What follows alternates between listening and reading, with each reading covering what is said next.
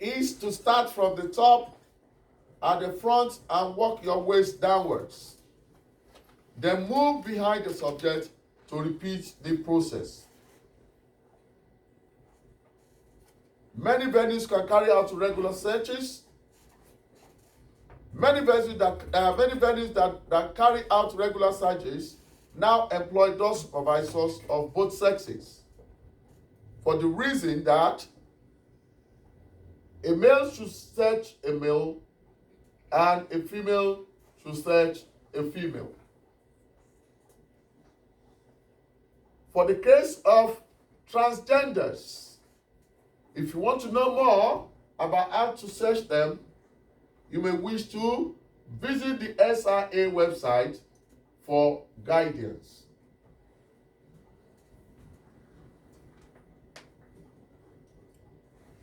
Self-searching. If you have any concern as to the gender or age of a person, then self-searching is a viable option. Self-searching, asking them to search themselves, and you can monitor them. Ask the person to empty and turn out their pockets. Ask them to take off a jacket or to show you their waistband jackets. After they have shown you their waistbands, you can now search these jackets and check them in and out to make sure nothing offensive is therein. Ask them to show you all other high-risk areas, for example, where the jeans meet the boots.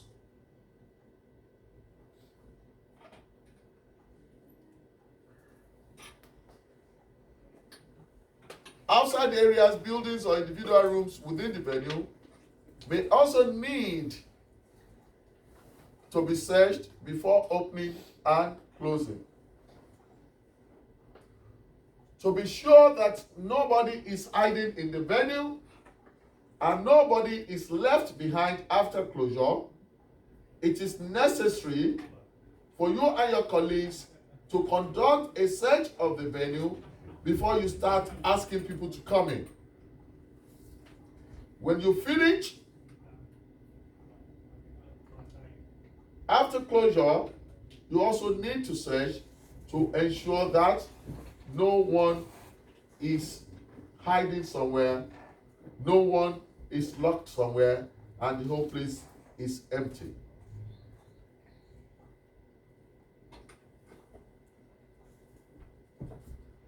Before you conduct an area search, you must ensure that you have sufficient support from colleagues to be able to conduct a search efficiently, effectively, and safely.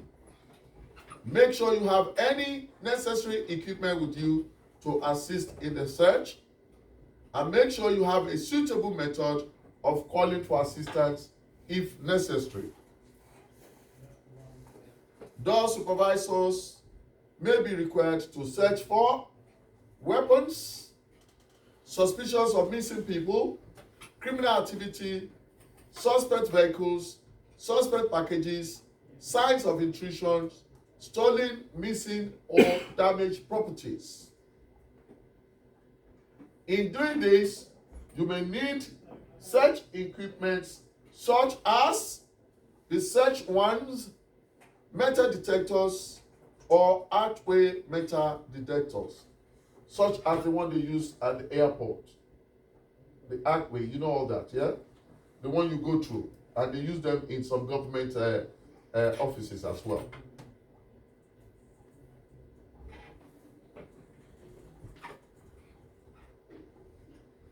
Search documentation.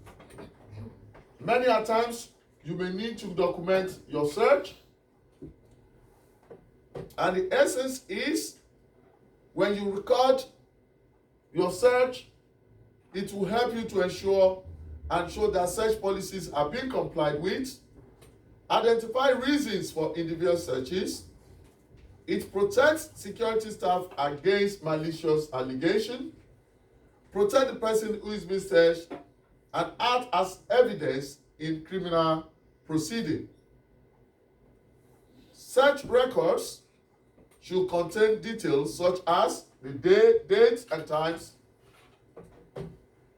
of search, location of search, details of person search, details of the door supervisor searching or any other witness, reason for the search, details for the search refusal, or details of anything found during search, any action taken, and you must ensure that you sign such report.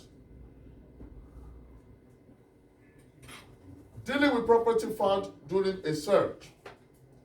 Any stolen, illegal, suspect, or unauthorized item found must be dealt with correctly, following the venue search policy.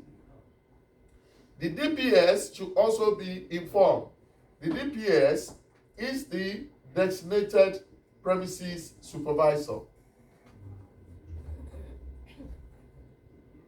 Possible actions depending on what is found and other what circumstances may include giving a verbal warning, reporting to your supervisor or line manager for advice, reporting to the DPS for advice, looking after item for the customer until they arrive or till they leave, seizing item and refusing entry, and seizing item, arresting customer, and calling the police. Any item seized must be kept securely. If it's a drug, it must be kept in an amnesty box. It must be properly recorded and it must be reported following the local policy. Always follow the procedure specified in your venue search policy. Care should be taken when dealing with people with physical or learning difficulties and with children or young persons. Searches carried out on children and young people should be conducted in the presence of another individual. Children and young people should not be asked to remove clothing other than outer garments like coats, gloves, and hats.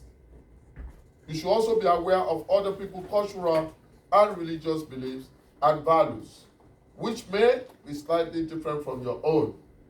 A very good example of this is if you see someone like a pastor or a bishop or a silk, you see them putting on a hat. As long as they tell you this is for religious purpose, you need to respect that. Religion is one of the protected characteristics that you should not discriminate against. So if anyone tells you, you need to respect that. You cannot force them to remove their hat. If you are unsure, you take them to a separate room and ask further questions. But you cannot force them.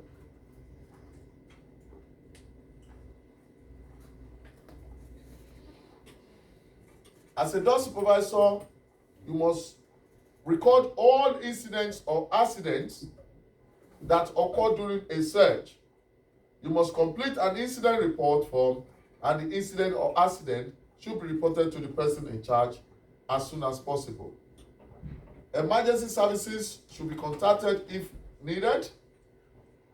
The venue policy assignment instruction must always be followed at all times.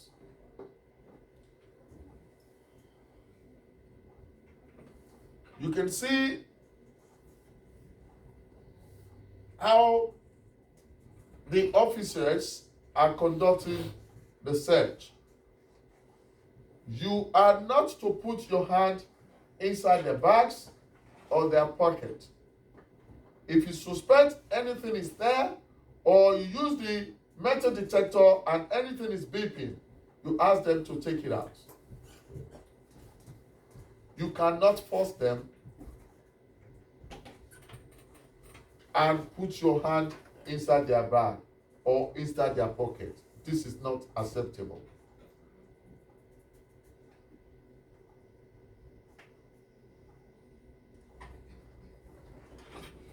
Any question, please? Yeah. What if they refuse